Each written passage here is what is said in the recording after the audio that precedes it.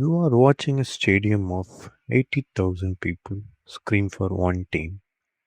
The referee blows his whistle, he points the wrong way. Was it a mistake or did the crowd just decide the game for him? This happens more than you think, and the real answer is far stranger than home team spirit. It's called the home advantage effect. Teams that play in their own country win more, not slightly more, significantly more.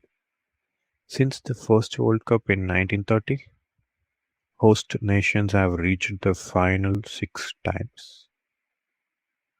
Uruguay won it at home in 1930, Italy won it at home in 1934, England won its only title at home in 1966, France did the same in 1998. That is not luck, that is a pattern. So, what is actually happening? Start with the crowd. Sports scientist A.M.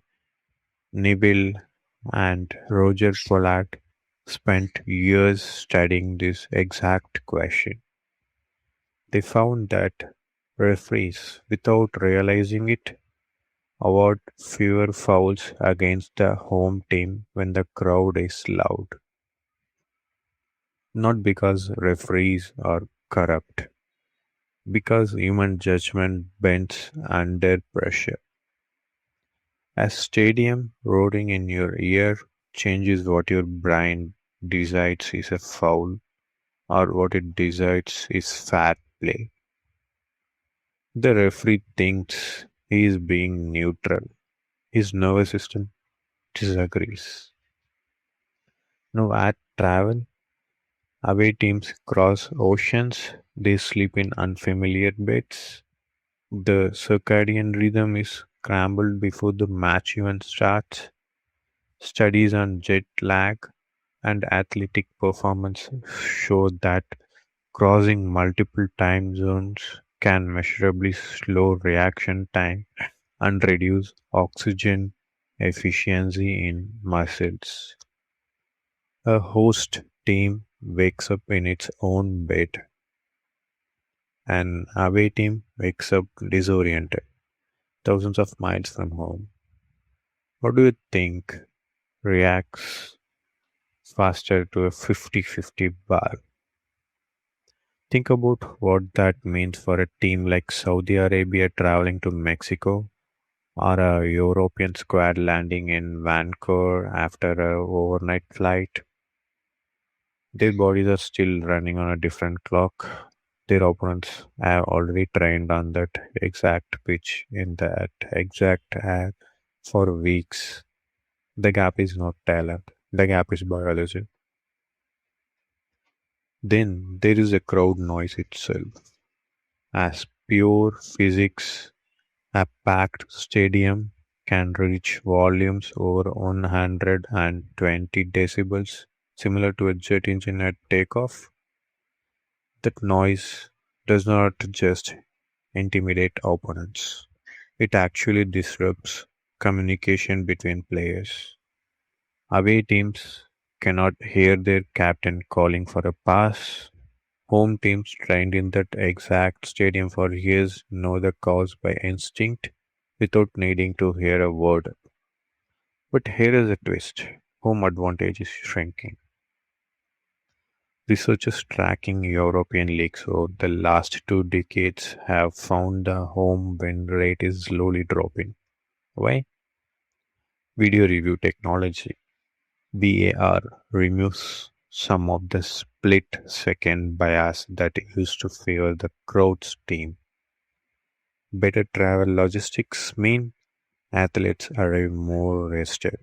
Even sports psychologists are now training referees to recognize crowd bias and consciously correct for it.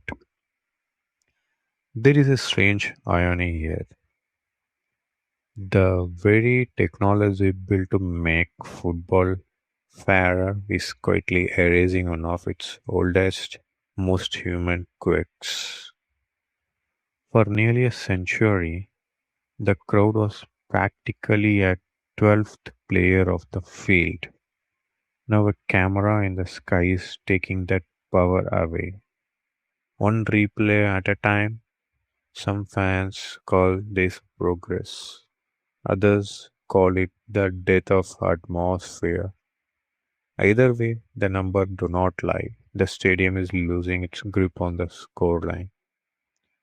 Which brings us to this World Cup. For the first time, three nations are hosting at once. The United States, Mexico, Canada. Three different crowds, three different noise levels, three different sets of referees adjusting in the real time to a wall of sound they cannot fully tune out. Even fan screaming in that stadium believes they are just supporting their team. They are not just supporting their team, they are quietly, unknowingly changing the outcome of the game. So the next time you watch a match and the crowd erupts before the referees even make a call, watch closely. That roar is not just noise. It is a variable in equation, a quiet, invisible hand tilting the scoreboard. And maybe that is the real magic of the World Cup. Not that the better team always wins, but the 80,000 strangers screaming in unison can bend the outcome of a game without ever touching the ball. Thank you. Please do subscribe.